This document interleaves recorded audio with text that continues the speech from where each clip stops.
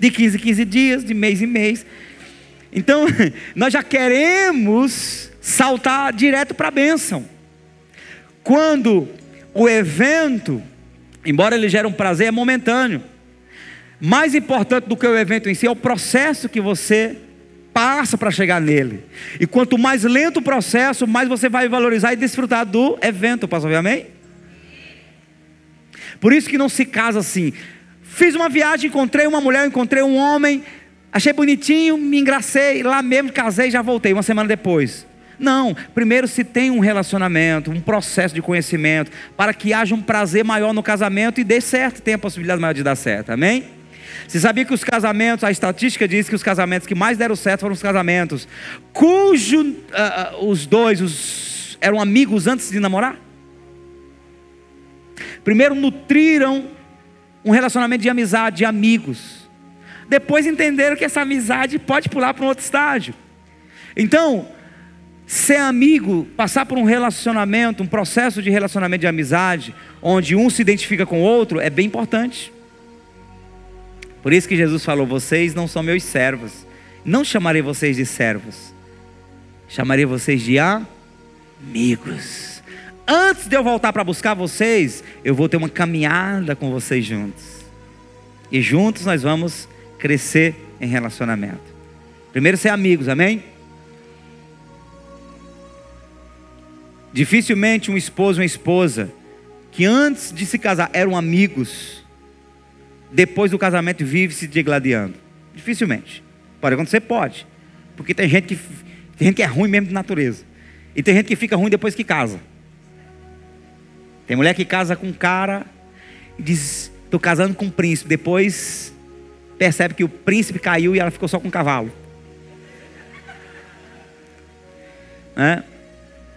Ou então, ficou pior, o cavalo virou sapo.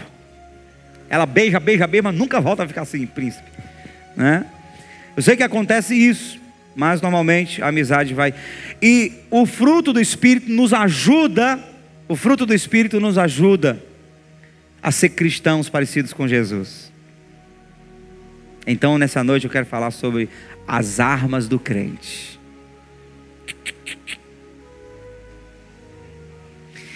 Diga para quem está do seu lado: você deve estar armado até os dentes. 2 Coríntios capítulo 10, versículo 4 e 5. Se colocar no telão, já leio. Se colocar, eu já leio. Se colocar, pronto, vamos lá. Porque as armas da nossa milícia não são carnais, mas sim poderosas em Deus para a destruição das fortalezas, destruindo argumentos e toda altivez que se levanta contra o conhecimento de Deus e levando cativo todo o entendimento à obediência de Cristo. Quem diz amém aí? Quem diz aleluia? Eu vou ler o mesmo texto na linguagem de hoje. As armas que usamos na nossa luta não são do mundo, são armas poderosas de Deus, capazes de destruir fortalezas, e assim destruímos ideias falsas, e também todo orgulho humano, que não deixe que as pessoas conheçam a Deus. Dominamos todo o pensamento humano e fazemos com que ele obedeça a Cristo. Essa é a palavra do Senhor. Quem diz glória a Deus aí? Diga aleluia. Vamos entender esse texto aqui. Nós estamos na tradução fiel, viu? Corrigida fiel. Corrigida fiel tem. Eu te digo que tem que olhar lá. Porque as armas da nossa milícia não são carnais. Vamos entendendo palavra por palavra, porque, presta atenção, existe uma maneira de se edificar lendo a palavra, lendo toda a palavra. Você vai lendo, ela vai se edificando, vai te enchendo, e você vai lendo com o máximo de concentração, ela vai te enchendo. Agora existe uma maneira também de você ser edificado pela palavra, e essa é mais poderosa, é pela meditação. Você pega cada palavra e medita. O que é meditar? Meditar é você repetir as palavras. Você lê a palavra, aí você lê em voz alta, lê de novo, e à medida que você vai lendo, você vai procurando entender. Amém? Então, quando eu leio um texto meditando, e é o que nós vamos fazer aqui agora, eu consigo dar à palavra e ao Espírito Santo oportunidade para me levar a uma transformação maior. Então vamos aqui, palavra por palavra, pelo menos as principais palavras que eu quero destacar aqui.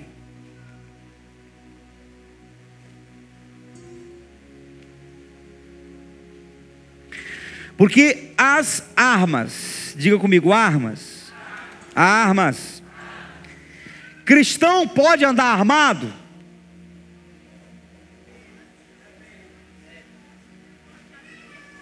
Não vejo a hora de tirar o meu porte de arma, colocar uma 12 lá em casa para dar só na canela de quem chegar tentando invadir minha casa. Vocês concordam? Aleluia. Pastor dando aleluia para esse tipo de agressividade. Irmão, arma não tem um espingarda, não tem não, mas eu tenho uma carabina. E falando aqui bem baixinho, eu tenho um monte de chumbinho daqueles. Chumbinho não, de bomba. Então eu tenho uma carabina. Se surgir alguma ameaça, eu miro na canela, solto a bomba e atiro ao mesmo tempo. Pá!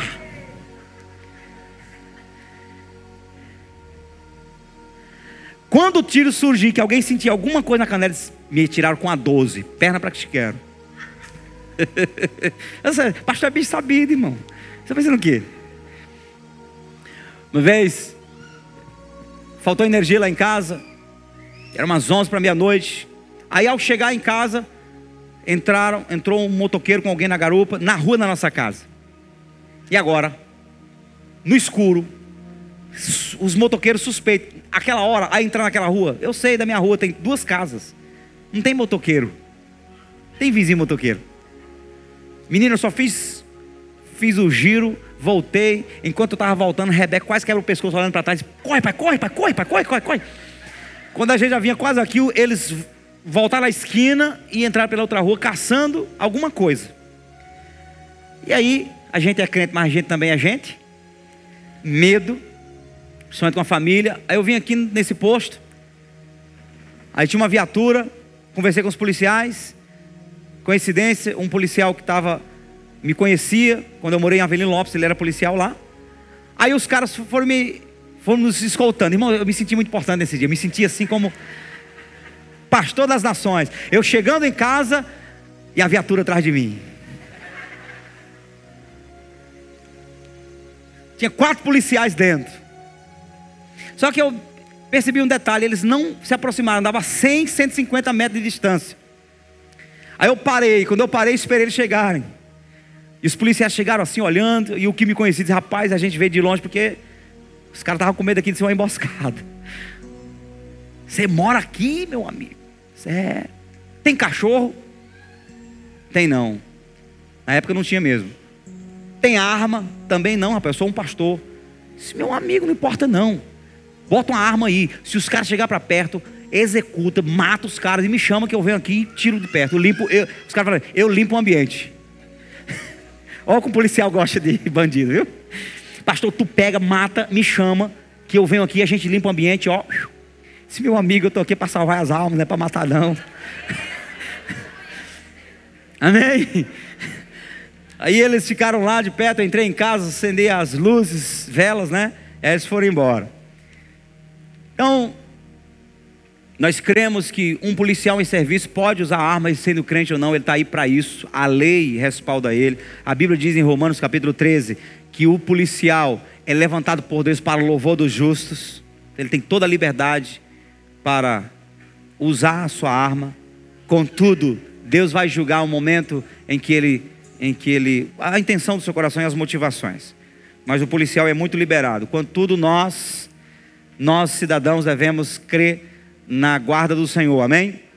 Agora a Bíblia fala no Velho Testamento que é nossa obrigação como pais proteger nossos filhos. A partir do momento que sua casa, sua família está em ameaça, você como cidadão pode se utilizar de arma para defender a sua família.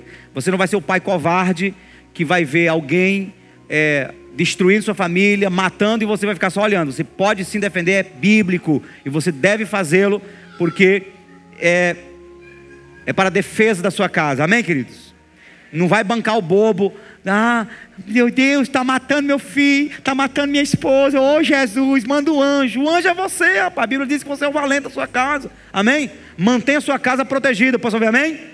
E se a lei da nação te dá liberdade para isso, te respalda para usar o porte de arma, use para o bem da sua casa, se você tiver condição psicológica para isso, né?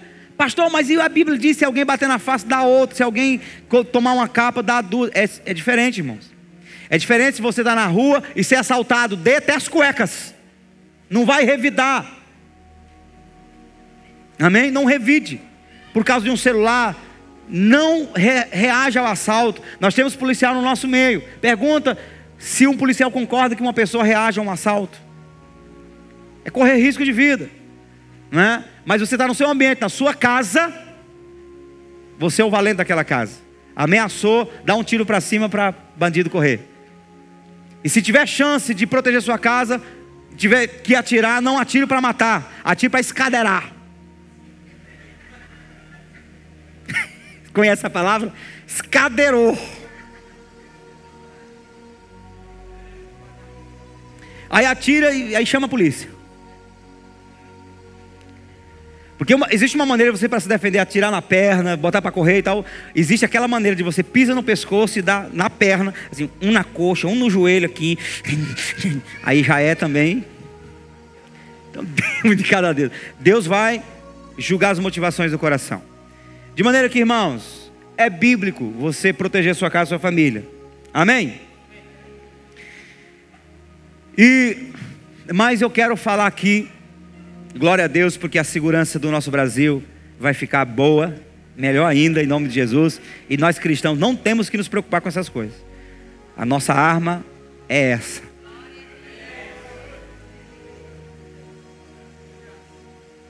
Essa arma você pode usar.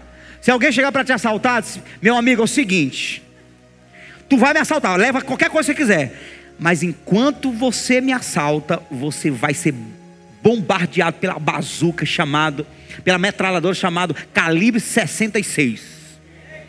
Quantos livros tem a Bíblia? 66.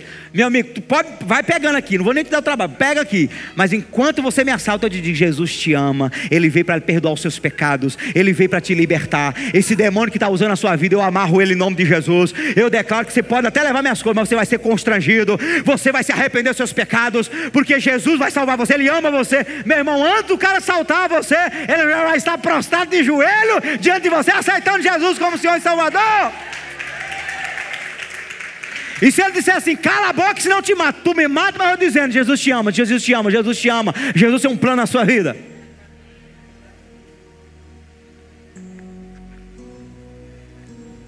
É possível, pastor, ainda que seja batendo o joelho, Jesus te ama.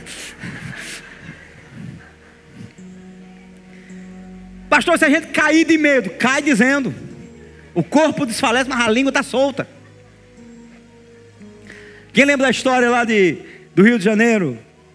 Essas histórias fortes do Rio de Janeiro, tudo aconteceu em 1960, 1970, quando houve um grande avivamento ali no Rio de Janeiro. Diz que os irmãos estavam vindo uma vigília de madrugada. Os crentes que oram mesmo de verdade, sabe? Madrugada. Estavam vindo para casa, aí vinha só um irmão. Estava chovendo, ele vinha com a capa preta, na chuva. Aí os bandidos, 2 bandidos, abordaram, né? É um assalto, levante a mão. E o irmão estava aqui, levantou aqui a mão. Capa preta.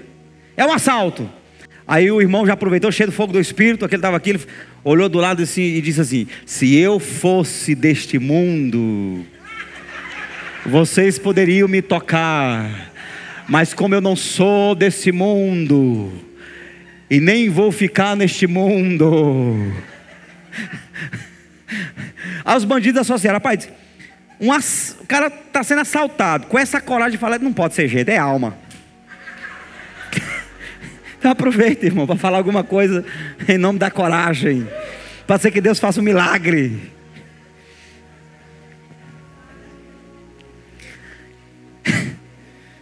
Porque as armas, crente pode e deve usar arma, mas armas espirituais. Vamos lá, nós vamos conectar esse texto aqui com Efésios capítulo 6. Efésios capítulo 6, versículo 11. Revestivos de toda a armadura de... Então Deus tem uma armadura para você. Deus tem arma para você. Deus quer armar você até os dentes. Revestivos de toda a armadura de Deus, para que possais estar firmes contra as astutas ciladas do diabo. Então as armaduras, elas existem para lutar contra quem?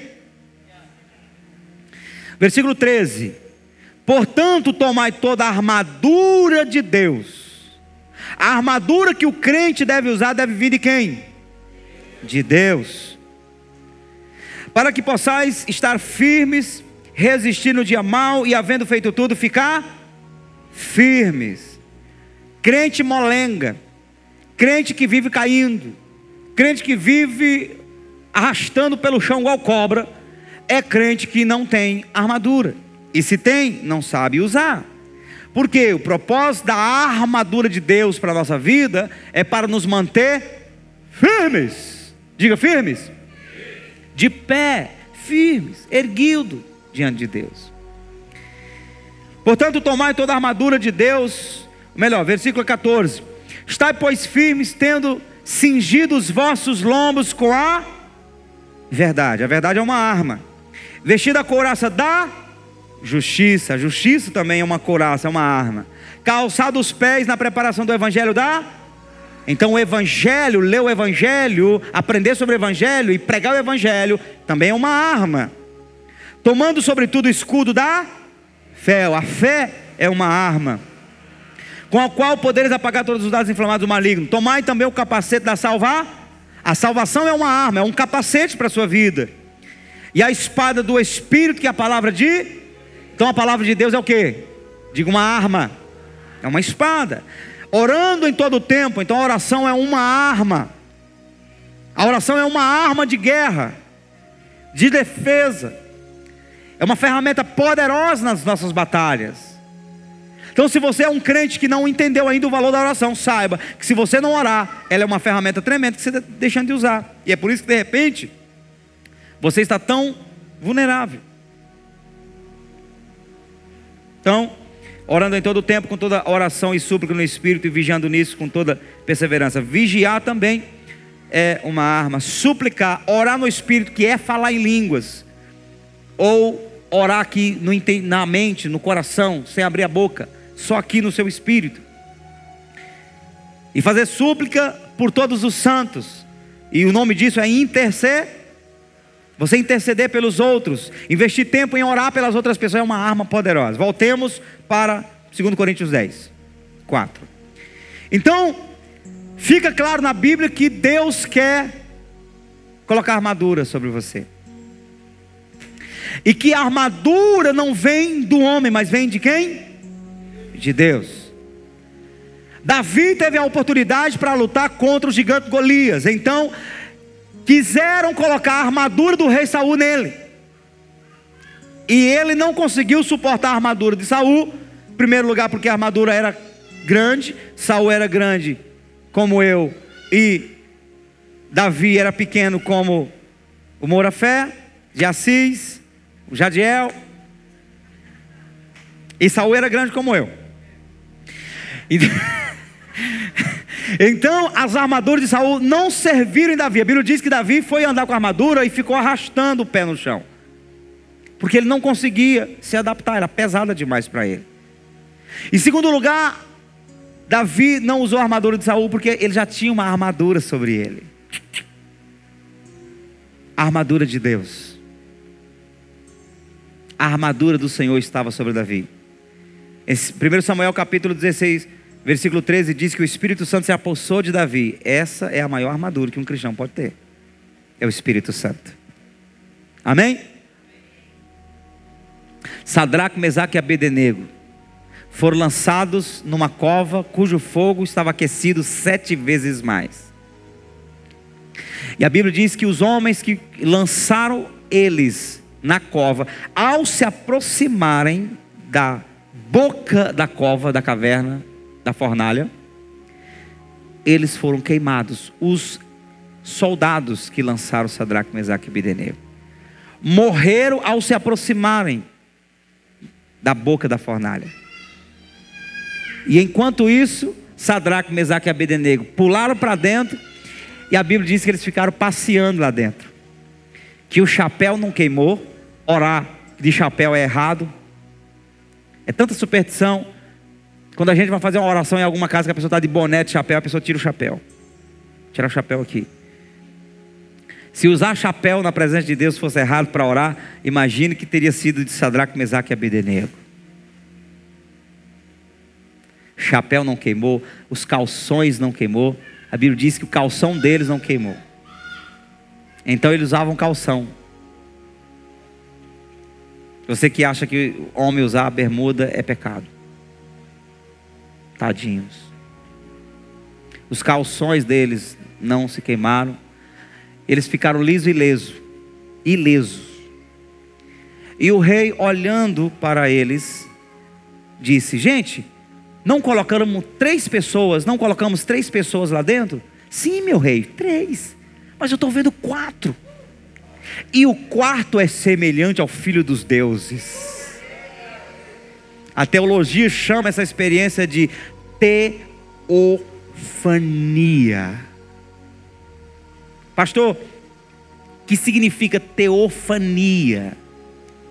Significa uma experiência que Deus traz, a presença de Deus na forma de uma pessoa ou de uma figura. Então, quando o rei olha aquele 4º homem dentro da fornalha, ele estava vendo o próprio Jesus. Deus desceu e entrou na fornalha de fogo. Então a maior armadura que aqueles homens tinham era a presença de Deus, a companhia de Deus na vida deles. Já pensou? Pastor, Velho Testamento. Não, meu irmão, o Velho Testamento tem que ser considerado, vivenciado. O Velho Testamento é a lei. Jesus viveu a lei do Velho Testamento para que eu e você, em Jesus, tenhamos a lei, o benefício da lei sobre nós. Posso ouvir amém? Agora, tem um livro que eu quero indicar para todo crente que quer ser pentecostal, que quer ser do fogo, todo crente que quer acreditar mesmo assim, com força. Quando eu doei um monte de livro para ser vendido aqui na igreja, bem baratinho para ajudar os ar-condicionados, quem lembra disso? Um infeliz ou um feliz comprou um livro chamado A História Eclesiástica, um livro amarelo de Eusébio de Cesareia. Quem comprou? Ainda bem que não está aqui, porque eu ia tomar. Esse é o livro. Se você quer ter uma noção clara do que aconteceu com os cristãos depois que Jesus foi assunto aos céus, que Atos dos Apóstolos não contaram, leia esse livro. Vai contar o que outros cristãos experimentaram que Lucas não conta em Atos, e vai contar depois dos discípulos o que aconteceu. E ele conta uma experiência que João teve. João o apóstolo, quando estava na ilha de Patmos, antes de ir para a ilha de Patmos, porque você sabe que a revelação de João em Apocalipse foi na ilha de Patmos. João estava preso, quando ele estava morrendo para si mesmo, sendo sendo preso por causa do Evangelho. Foi o momento em que Deus veio e revelou para Apocalipse. Tem certas lutas que Deus permite para você e para mim, para Ele trazer revelações mais profundas para nós. Posso ouvir amém? O apóstolo Paulo escreveu boa parte do Novo Testamento, das suas cartas, preso. Enquanto ele estava preso, morrendo para si mesmo, o Espírito Santo fluía através dele. Tem um escritor muito bom mesmo, vale a pena ler a maioria dos textos dele. Tem muitos outros que interpretam de maneira errada e começam a desvirtuar, assim como pegam muitas obras de Calvino, as institutas de Calvino, começam a interpretar e escrever um monte de coisa e colocar palavras na boca de Calvino. Não concordo com tudo que Calvino escreveu, mas nem tudo que se fala de Calvino hoje é verdade. Então esse escritor é o Watmani. O Watmani morreu preso. Foi um dos cristãos que mais escreveu livros. E quando você lê os textos dele, você sente a presença do Espírito Santo. Forte. Um outro que escreveu um livro que até um tempo atrás, não sei como é que está hoje, foi o livro mais vendido depois da Bíblia, O Peregrino. Quem já leu O Peregrino? 1, 2, 3, 4, 5, 6. Já leu o Peregrino, né, meu bichinho? Olha, tá vendo? Uma criança já leu o Peregrino. Meu filho Josué já leu o Peregrino. Eu já li o Peregrino. Meu, se eu li, então você pode ler. É um livro maravilhoso. De John Bunyan. O John Bunyan foi um pregador leigo. Na época, todo pregador que quisesse pregar tinha que ser teólogo. Ele não era teólogo, ele não era estudado, mas um homem que Deus levantou para pregar. Prenderam ele por causa disso, porque ele pregava o evangelho e não tinha autorização do Estado. Foi preso durante 10 anos. Enquanto isso, ele estava com uma filhinha aleijada em casa, a esposa dele criando. E quando ele foi preso, a esposa estava grávida de uma cega. 10 anos a esposa cuidando de uma filha aleijada e uma cega em casa enquanto ele estava preso. Imagina a aflição que esse homem deveria ter na alma. E ele disse: eu nunca me senti tão livre enquanto eu estava preso. Eu nunca senti tanta presença de Deus enquanto eu estava preso. Foi quando ele escreveu O Peregrino. Por isso que eu comecei dizendo essa palavra sobre sacrifício. Nos momentos de sacrifício, de perda sua, é o momento que Deus mais quer se revelar a você. Morra. Pastor, está difícil. Num ambiente como o nosso, o Brasil, todo mundo pode ser evangélico, pode sair por a rua aí pregando. Que perseguição eu tenho, pastor? Mata a tua carne. Jejue. Jejue. Aí tu vai ver o que é luta. Quando eu comecei a aprender a jejuar, irmão, as primeiras vezes que eu fui jejuar 3 dias sem comer, teve uma vez que eu fui jejuar 4 dias. No segundo dia, irmão, você vai jejuar 7 dias, 4 dias, os dias mais difíceis são os 2 primeiros. Depois você passa do segundo dia, aí o resto fica tranquilo. O seu corpo vai se adaptando, aí é só a morte do corpo, mas você não sente tanta fome. Mas no segundo dia, irmão, eu conto isso, aí o pessoal acha graça, mas é verdade. Eu sonhei no segundo dia com a coxa de um frango me perseguindo. Não, é verdade. Sabe aquela coxona do frango assim, aquela coisa assim. Quando eu assisti um filme, que eu esqueci, um filme que é uma animação. Não. Tá chovendo hambúrguer. Pastor, você assiste esse negócio? Eu tenho um filho adolescente, rapaz, eu assisto é tudo. Tá chovendo hambúrguer. Quando o cara se veste de um frango. O frango correu atrás de mim, irmão. Quando eu acordei, eu estava com gosto de frango na boca. Igual o tempero da minha esposa. Aí imagina se eu não acordei com vontade de comer. É claro. Mas eu mortifiquei. Então, essas mortes da sua natureza, essas renúncias, vontade de comer, não como. Está orando, vontade de levantar, não levanto. Está orando aqui, vontade de ir para o WhatsApp. Deixa eu ver se dá uma folguinha da minha oração para ir para o WhatsApp. Você está com 5 minutos que orou, já quer ir para o WhatsApp. Joga no mato o celular. Então quando você vai domando a tua natureza, vai morrendo para si mesmo, você não sabe. Uma estrutura gloriosa vai sendo criada dentro de você. Amém? Então, quando você sai de cena, você começa a viver a natureza de Deus. E essa é a maior armadura que um crente pode ter. Quando é que o crente é forte? Quando ele sempre tem um versículo bíblico para responder quando a pessoa confronta ele. Tem muita gente que sabe muito da Bíblia e usa a Bíblia para se defender, para argumentar e esconder seu erro. Vai ser corrigido uma área, ela já tem um versículo para se defender. Ela não se deixa ser moldada. A esposa fala com o marido, ele sabe que está errado, mas para ele não ficar por baixo, mas a Bíblia diz. Não. Irmãos, hoje é dia de ensinamento, amém? Presta atenção. Tem momento que não é de você argumentar e se defender. Tem momento que é de correção. Que pode até ser que aquele versículo sirva para você em outro momento, mas naquele momento é momento de você ficar, abaixar a cabeça, ouvir a correção e dizer: eu reconheço que pequei. É isso que vai fazer de você um crente forte. Não é você ter resposta para tudo, ser um argumentador, e para tudo você ter resposta, está sempre por cima. Está num ambiente, você tem a necessidade de sempre estar com a última palavra. O professor está falando, você tem a necessidade de sempre falar alguma coisa. Não é porque você está tirando dúvida, é porque você quer deixar claro para todo mundo que você sabe. Um orgulho que a terra vai comer. Então, quanto mais você sai de cena, mais Deus vai preparar a hora de Ele aparecer na sua vida. Isso são armas. Então, as armas da nossa milícia. A palavra milícia quer dizer luta. E quando voltamos lá para Efésios capítulo 6, versículo 12, lá diz: porque não temos que lutar contra carne e sangue. Não temos que lutar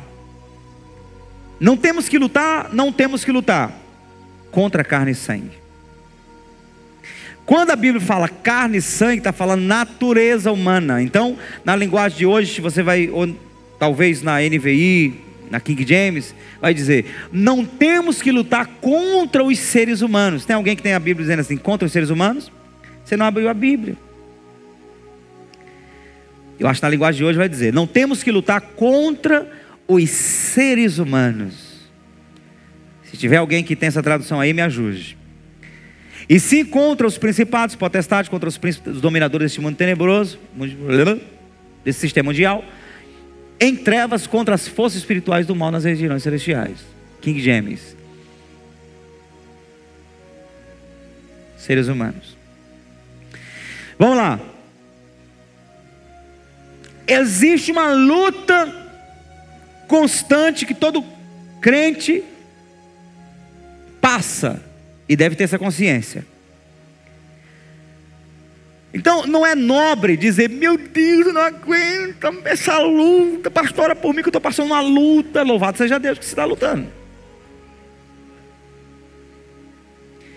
Ruim é se você estiver dizendo assim: ó, parei de lutar. Aí você morreu. Porque lutar são ossos do né? Ossos do ofício, como é que? Ossos do ofício. É isso? Lutar é básico, é de todo cristão. E você tem que lutar. Você não pode parar de lutar. Porque existe uma guerra. Existe um lapiroto, está sempre assim, ó, jogando dardos contra você.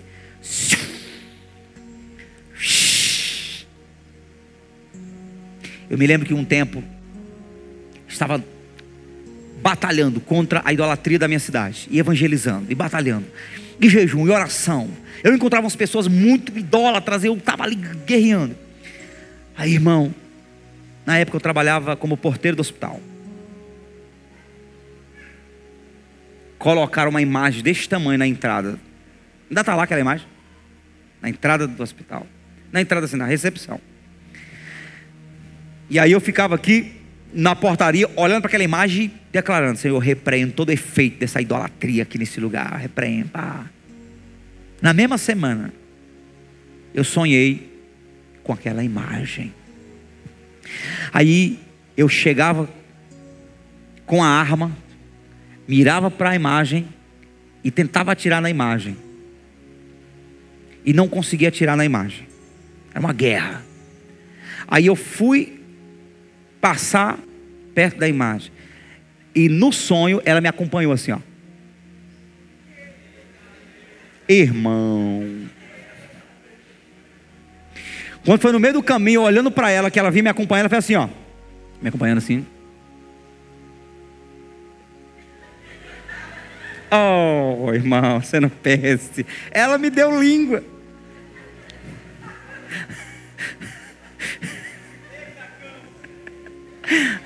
É ousadia demais, já não é? A imagem me deu língua. Irmão, quando eu acordei, eu nunca fui tão grato pelo fato de ter sido só um sonho. Tu já pensou o medo que você não passaria se você realmente acontecesse?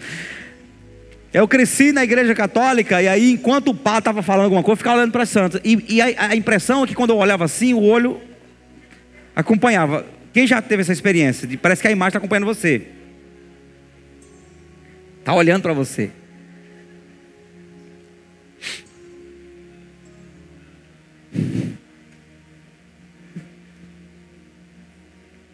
A batalha espiritual. Então, o inimigo ele lança setas para te atacar, para amedrontar você. Aparece, eu contei outro dia que eu tive o pesadelo. Eu tive vários, mas esse literalmente apareceu uma pessoa no meu quarto em forma de uma mãe de santo. E a guerra era grande, sempre foi grande. Um mês de convertido. Se você não passa por lutas espirituais, provavelmente é porque o nível de oração está pouco. Pastor, mas eu pensei que quanto mais eu orava, mais o diabo se afastava. Jesus passou 40 dias orando no deserto. Quem apareceu para ele lá, tete a tete? Então, mas há uma vantagem. Ah, pastor, então eu não vou orar. Se for para o diabo ouvir, não. Ele já está rodeando você. Quando você ora, ele aparece. Mas ele aparece para cair. Aí você expulsa ele, ele vai embora e você está livre. Amém? Aí, irmão, novo convertido, comendo a Bíblia dia e noite, noite e dia. Minha esposa dormiu, era meia-noite, eu estava lendo o Novo Testamento aqui. Lendo. Irmão, quando eu estava aqui mergulhado no texto, a porta da cozinha ficava aqui. Deram um murro na porta, tão grande, tão grande. Bum! Parecia que alguém pegou uma estaca e deu na porta. Primeiro pensamento, discernimento que eu tive, é que se aquilo fosse realmente, de verdade, literalmente falando, tinha quebrado a porta. Então, maior medo, porque eu sabia que não foi gente, foi o cão. A Rúbia estava dormindo do meu lado, não acordou. Aquele barulho acordaria até a preguiça. Ela dormindo, ela não escutou. Eu tinha um mês de convertido. Imagina o gigante na fé. Tinha uma mesa do lado. Mas eu peguei o Novo Testamento, eu fechei, coloquei aqui.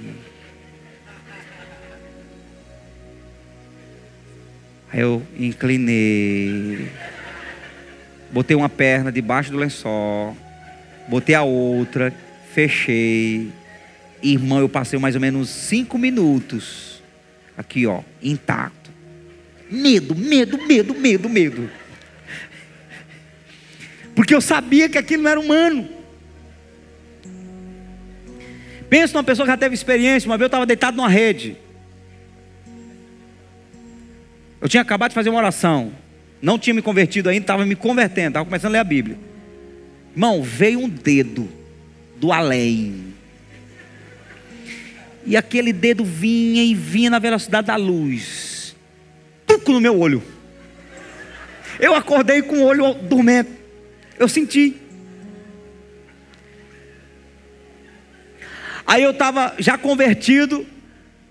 Estava o segundo dia de um jejum pesado que estava fazendo. Aí eu estava orando, orei, eu dei aquele sono, deitei na rede. Quando eu estava cochilando, veio uma mão do além, um punho fechado, na minha boca. Eu acordei com gosto de sangue na boca. Gosto de sangue na boca. Salapiroto. Aí eu levantava, repreendia. Teve uma vez que minha esposa ficou em São Paulo. Eu tinha acabado de chegar do interior, lá do Cajueiro. Eu falo aqui porque o Zacarias está aqui, ele conhece tudo lá. A minha esposa estava em São Paulo, eu orei e fui dormir. Quando eu terminei de orar, que eu olhei para as paredes, irmãos, literalmente falando, a parede estava assim, ó. As paredes estavam assim, igual aquele colchão d'água, quando você faz assim, as paredes ficam... limpava o olho. Eu pegava na parede, Eu não sentia que a parede estava fazendo isso na minha mão, mas o meu olho via a parede fazendo isso aqui, ó. E eu sozinho, em casa. Pensa no caburé que já passou por coisa na vida. Se não fosse Deus, meu irmão, eu já tinha saído doido por aí. O diabo está me perseguindo. O mundo espiritual é real. Se você não tem... Esses dias mesmo eu tive uma experiência, eu vou contar aqui. Pode ser que eu prossiga com a palavra, que eu não estou nem no 5% da palavra. Eu quero ministrar mais para a igreja sobre isso.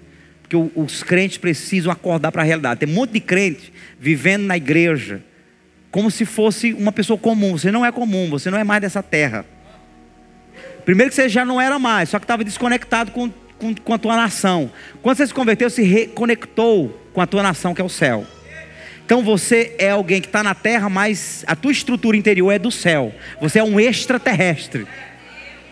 Amém? Então você tem que viver como tal, irmão. Começa a crer nas coisas. Eu estava lá na Carine, pegando uma quentinha, esses dias aí. Enquanto eu estava lá, eu estava auxiliando alguém que estava passando por uma luta espiritual.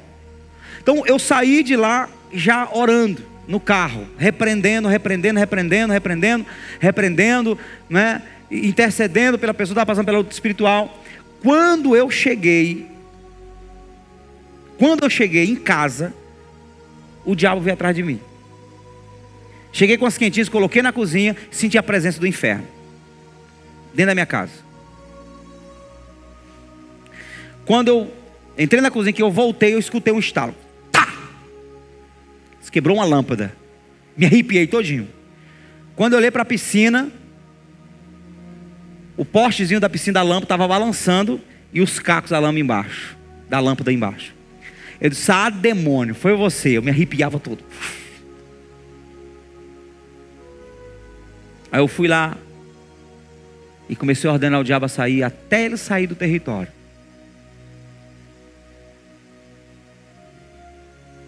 Ministrei alguém, demônio se manifestou e confirmou que foi ele que foi em casa. Então você é uma ameaça para o inferno. O diabo quer intimidar você. O diabo quer barrar você. Ele existe, ele é mais real do que você e que eu.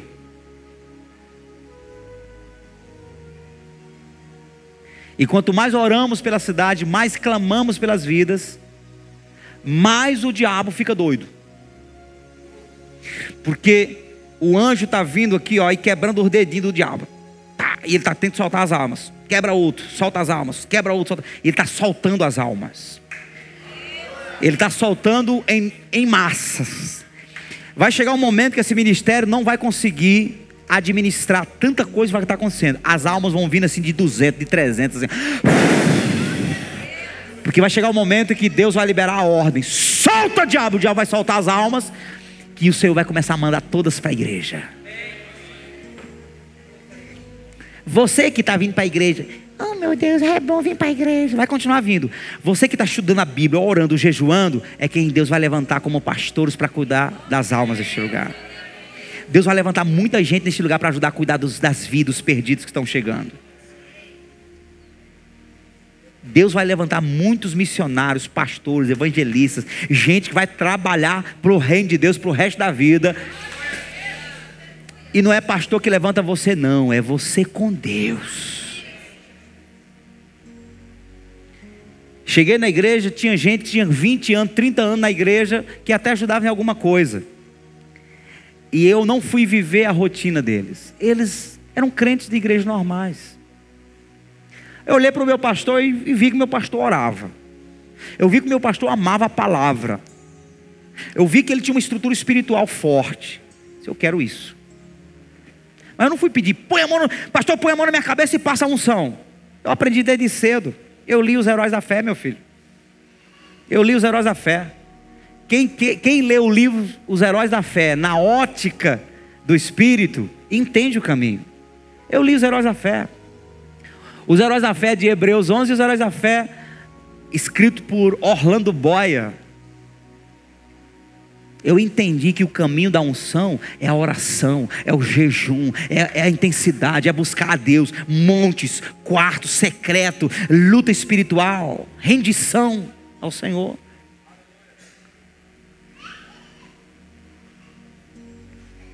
E antes de eu entender algumas coisas básicas na Bíblia, eu já estava expulsando demônio, sozinho. Porque eu adquiri as armas espirituais rápido. E Deus pôde me jogar, me lançar como soldado. Porque Deus não vai te lançar para o meio da guerra se você não está com as armaduras. Meu Deus, 20 anos de crente, nunca expulsei, pastor, nem um demoninho. Eu nunca tive experiência de expulsar nem um Exu Mirim. Que tem uns demônios crianças, sabia? Que aparecem. Exus Mirins.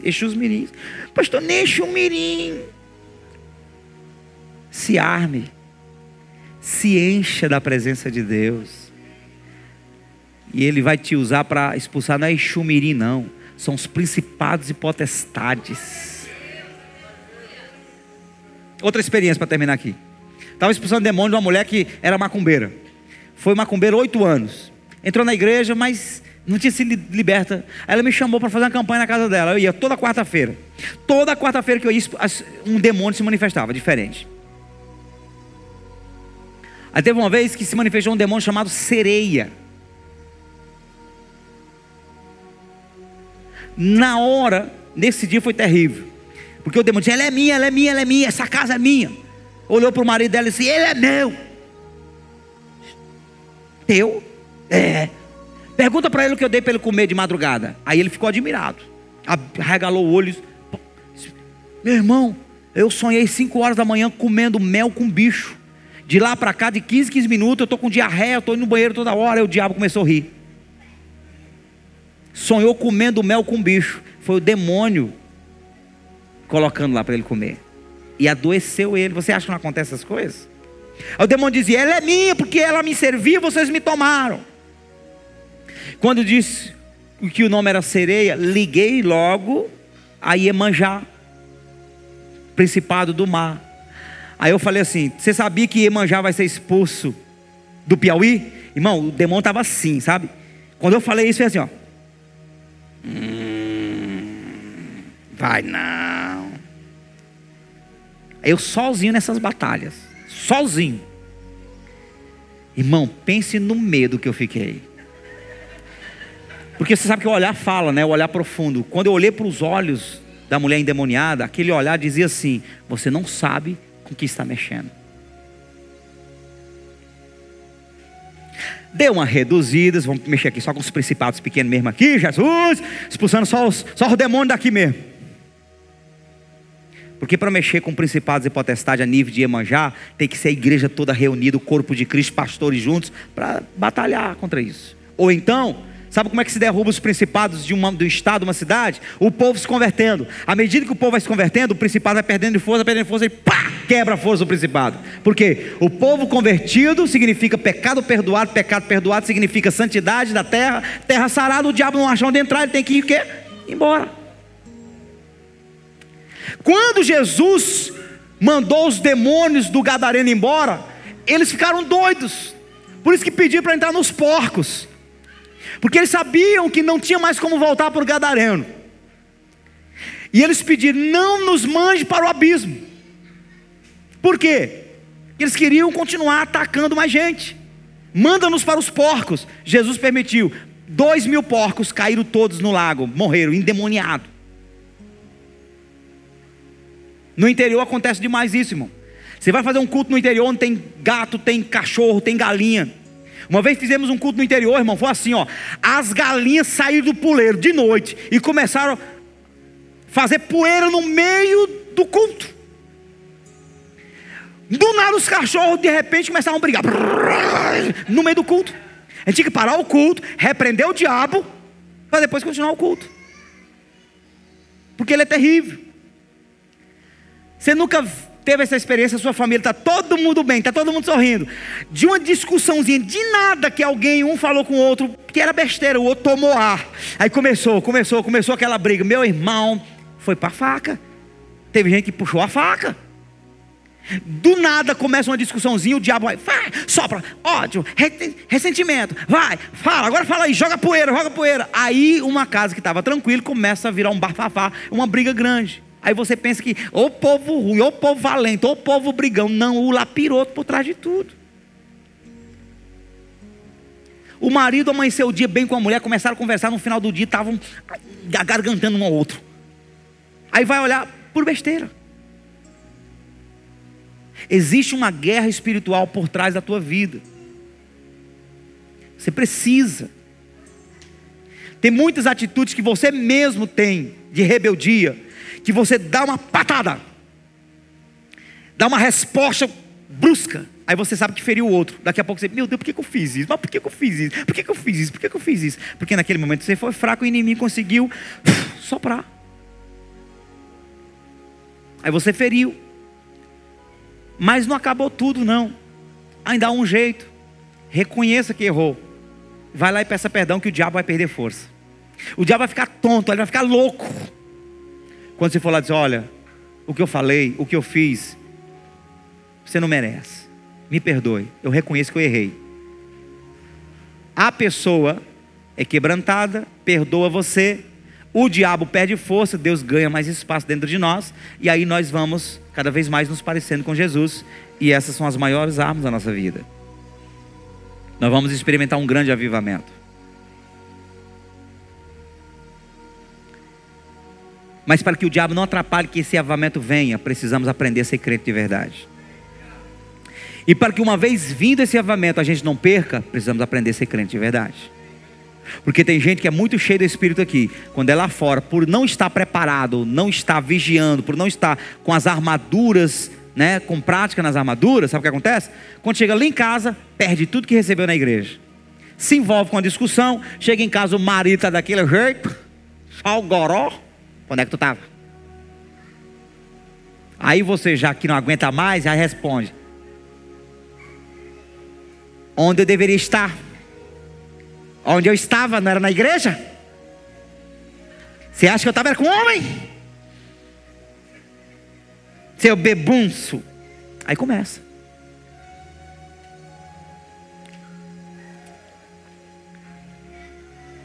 Se você sai de um ambiente abençoado aqui na igreja, chega em casa abençoado. Continue abençoado. Continue o quê? Porque se você continuar abençoado, você vai ser um agente abençoador. Vai abençoar teu pai, tua mãe, tua esposa, teus filhos. Vai abençoar o cachorro.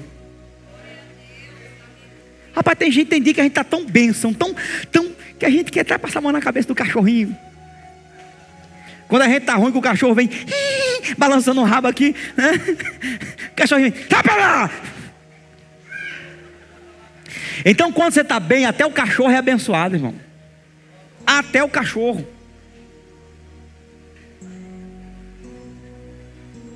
O filho chega e diz: pai, mãe, eu posso? Pode, meu filho. O que aconteceu? Nem posso. Pai, me dá, toma. Deu. Mas quando você não está bom, irmão, que o filho, pai, eu. Aí quando você olha para ele, já, não é nada não. Já sabe que o negócio não vai fluir, que está feio o negócio. Sabe por que aquela mulher pedia para Jesus libertar a filha dela? Jesus não falava nada, e os discípulos incomodados, e ela não parava, porque o olhar de Jesus era um olhar de ternura. Ela dizia assim, ó, eu tenho certeza que ele não vai me negar. Esse olhar não vai me negar. Senhor, a minha filha está endemoniada. Ela chamou tanto que os discípulos, Senhor, libera logo essa mulher. Aí Jesus chega para ela e diz assim, ó, mulher, não convém tirar dos filhos e dar para os cachorrinhos. Ela encontrou nele tanta ternura, tanto amor, que ela foi capaz de dizer, sim, Senhor, mas os cachorrinhos comem da migalha dos filhos. Aí Jesus, se desmontou. Ah, mulher, você me desestruturou. Essa tua fé é demais. Vai. Está liberta já. Esse olhar de Jesus, esse comportamento, esse amor personificado, é o que o mundo está esperando ver em nós cristãos. Porque quando você é muito abençoado, você passa a ser um agente abençoador. E crente abençoado é crente armado. Porque quando ele está com as armaduras de Deus, nada lhe fere. O inimigo lança palavras de ódio, não fere. Ele está sempre pronto para perdoar. Pensamentos de morte, pensamentos intrusos, pensamentos negativos, nada pega. Ele está sempre de cabeça erguida, sempre com um sorriso no rosto, sempre com uma palavra de esperança para alguém, sempre disposto a abençoar, ajudar, a servir. Aí essa pessoa passa a ser um agente abençoador. E é isso que Deus espera de você e de mim. Crente derrotado é assim. Alguém chega e diz para ele assim, ó: eu estou mal, estou à beira da depressão, a minha casa está assim, meu casamento está assim, tal e tudo. Aí o crente mal, crente que não é muito abençoado, o crente que não está armado, sabe o que ele faz? Rapaz, o negócio está fácil. Não, se eu contar metade do que eu estou passando, tu cai bi. Aí pronto, um está morto, o outro acaba de matar. Crente desarmado, crente sem armadura, crente caído, não é o que Deus espera de você e de mim. Posso ouvir aleluia?